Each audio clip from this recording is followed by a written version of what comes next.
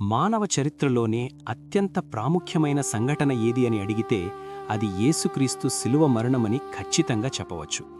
అయితే ఈ మరణం ఏదో అనుకోకుండా జరిగినది కాదు. ఇది వేల సంవత్సరాల క్రితమే ఒక నీడగా మనకు చూపించబడింది.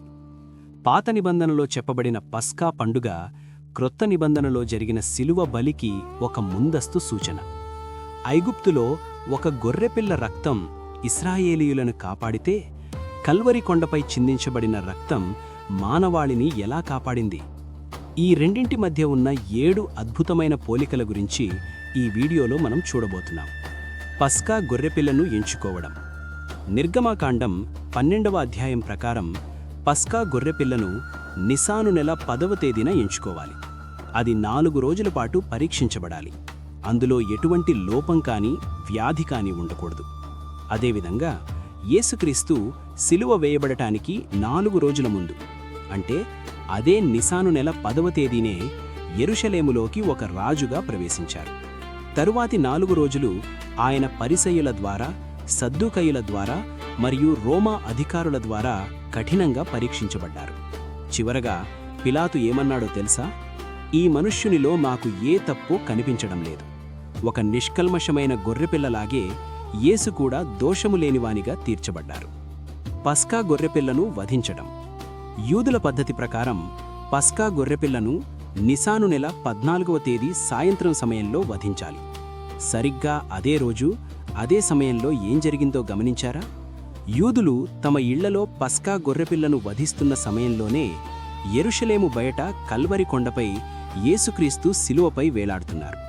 మధ్యాహ్నం 3 గంటల సమయంలో, అంటే అదే గొర్రెపిల్లలను బలి ఇచ్చే అదే సమయంలో యేసు సమాప్తమైంది అని చెప్పి ప్రాణం విడిచారు. ఇది కేవలం కాకతాళీయం కాదు, ఇది దేవుని ఖచ్చితమైన ప్రణాళిక. ఎముకలు విరగ్గొట్టబడకపోవడం. పస్కా గొర్రెపిల్ల గురించి దేవుడిచ్చిన ఒక వింతైన ఆజ్ఞ ఏమిటంటే, దాని ఎముకలలో ఒక్కటి కూడా విరగ్గొట్టకూడదు.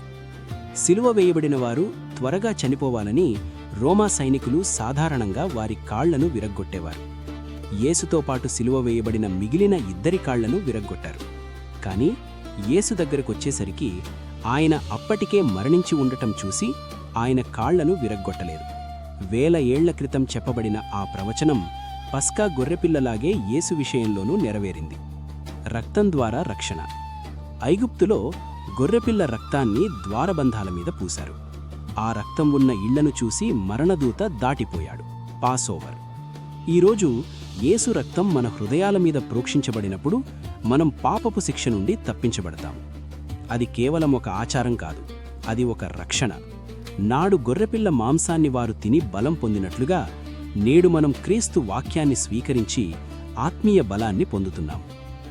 బానిసత్వం నుండి విడిపించడం. పస్కా పండుగ ముఖ్య ఉద్దేశ్యం ఏమిటంటే, ఇశ్రాయేలీయులను ఐగుప్తు అనే బానిసత్వం నుండి విడిపించి కనాను అనే వాగ్దాన భూమికి నడిపించడం. యేసు బలి ఉద్దేశ్యం కూడా అదే. మనం పాపపు లోకానికి బానిసలుగా ఉన్నాము. సాతాను అనే ఫరో పట్టులో చిక్కుకున్నాము.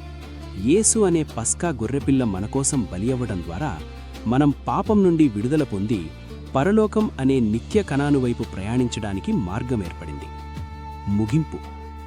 బాప్తిస్మమిచ్చే యోహాను యేసును చూసినప్పుడు సరిగ్గానే చెప్పాడు, ఇదిగో లోక పాపమును మోసుకొనిపోయే దేవుని గొర్రెపిల్ల. పాత నిబంధన పస్కా ఒక కుటుంబాన్ని కాపాడింది. కానీ క్రొత్త నిబంధన పస్కా అయిన యేసుక్రీస్తు ఆయనను విశ్వసించే సర్వలోకాన్ని కాపాడుతున్నారు. నీడ గదిచిపోయింది, నిజం వచ్చేసింది. ఆ గొర్రెపిల్ల రక్తంతో మీరు కడగబడ్డారా? ఒక్కసారి ఆలోచించండి.